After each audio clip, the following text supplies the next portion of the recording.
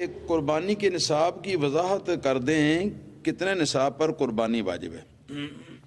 تو قربانی کا نصاب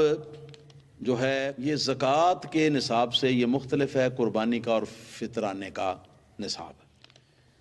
اس میں یہ ہے کہ جو اس کے ضروریات اصلیہ ہیں، یعنی رہائش کا گھر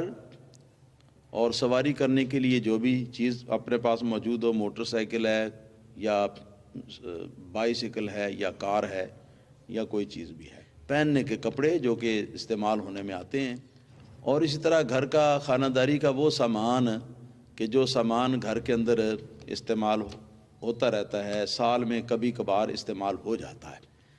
یہ چیزیں جو ہیں، ان چیزوں کے علاوہ باقی جتنی بھی چیزیں ہیں، تو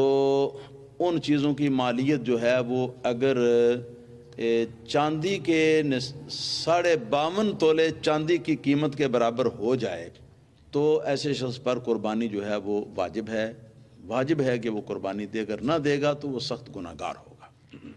یہ قربانی کا نصاب ہے جس کے بارے میں نے بات کی ہے۔ اب یہ کہ اس کے علاوہ کچھ اور چیزیں ہیں جو وضاحت جن کی کرنے کی ضرورت ہے۔ اگر کسی کے پاس رکشہ ہے یا کسی کے پاس بس ہے یا کسی کے پاس کار ہے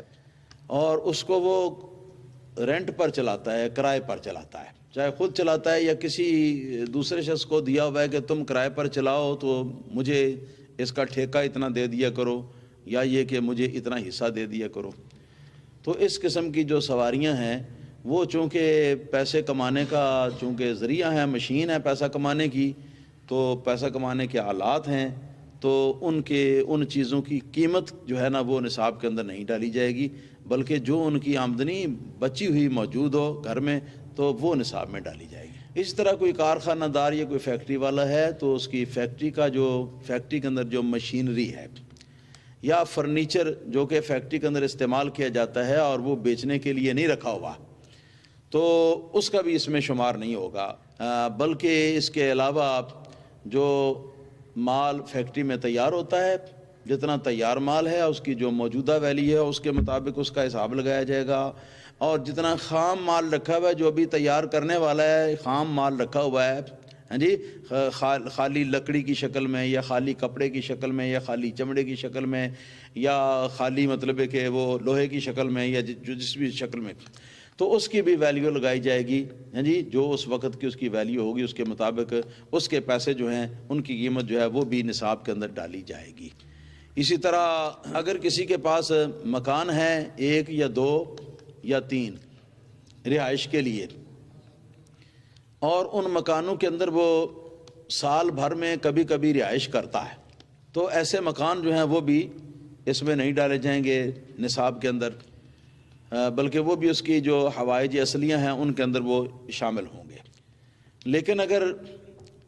کسی کے پاس مکان ہے اور وہ سال بھر استعمال میں وہ اس کے نہیں آتا، ایسے مکان زائد ہیں،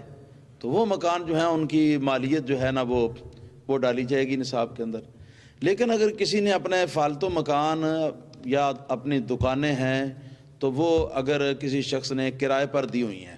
تو ان کا جو کرائے کا پیسہ آئے گا وہ اس میں سے جو خرچ ہو گیا سو ہو گیا، اور جو قربانی کے وقت جو باقی ہوگا تو وہ قربانی کے نصاب کے اندر ڈالا جائے گا۔ اسی طرح یہ اگر کسی شخص نے پلاٹ خریدے ہوئے ہیں اور نیت یہ ہے کہ یہ کچھ عرصہ گزرنے کے بعد یہ مہنگا ہو جائے گا، میں مہنگا کر کے اس کو بیچ لوں گا تو پیسے کما لوں گا، تو اس قسم کا پلاٹ جو ہے نا وہ بھی نصاب کے اندر شامل ہے، اس کے پلاٹ کی جو بھی ویلیو اس وقت کی ہوگی وہ۔ اسی طرح اگر کسی شخص نے کاروبار رکھا ہوا ہے، دکانیں بناتا ہے اور بیچ دیتا ہے، مکان بناتا ہے اور بیچ دیتا ہے، جسے کئی ٹھیکیدارہ کام کرتے ہیں اس طرح، تو ان کے جو مکان یا جو دکانیں برائے فروخت وہ بنا رہا ہے، تو وہ مکان اور وہ دکانیں جو ہیں ان کی بھی مکمل ویلیو جس وقت قربانی کا وقت آ جائے گا تو اس وقت اس میں نصاب کے اندر شامل کی جائے گی۔ تو یہ میرا خیال ہے کہ کافی حد تک تفصیل ہو گئی ہے، پوری تفصیل اگر پڑھنا چاہیں تو اردو زبان میں کتاب بہار شریعت موجود ہے، اس کے اندر آپ تفصیل کے ساتھ پڑھ لیں، مزید بھی آپ کو کچھ باتیں مل جائیں گی۔ اگر نصاب کے بقدر مال موجود ہے لیکن آدمی کا ارادہ ہے کہ میں اس مال سے بیٹی کی شادی کروں گا، اس کے لیے جمع کیا ہوا ہے، یا بہن کی شادی کروں گا، یا یہ کہ میں فلاں کام مجھے گھر خریدنا ہے اس کے لیے رکھا ہوا ہے اور اپنا گھر نہیں کرائے پر رہتا ہے، یا یہ کہ اس لیے وہ جمع کر رہا ہے اس لیے پیسے ہیں کہ میں اس سے حج کروں گا یا عمرہ کروں گا یا کوئی بھی، تو اس قسم کا مال جو ہے وہ اس بندے کی ملکیت ہے، اور ابھی تک وہ جو ہے اپنی اصلی حالت میں موجود ہے، ابھی تک اس کو خرچ نہیں کیا، جس مقصد کے لیے رکھا ہوا ہے ابھی اس مقصد میں خرچ نہیں کیا۔ اگر تو خرچ کر دیا ہے تو قصہ ختم، اور اگر خرچ نہیں کیا ہوا تو یہ مال بھی نصاب کے اندر یقیناً شامل ہوگا۔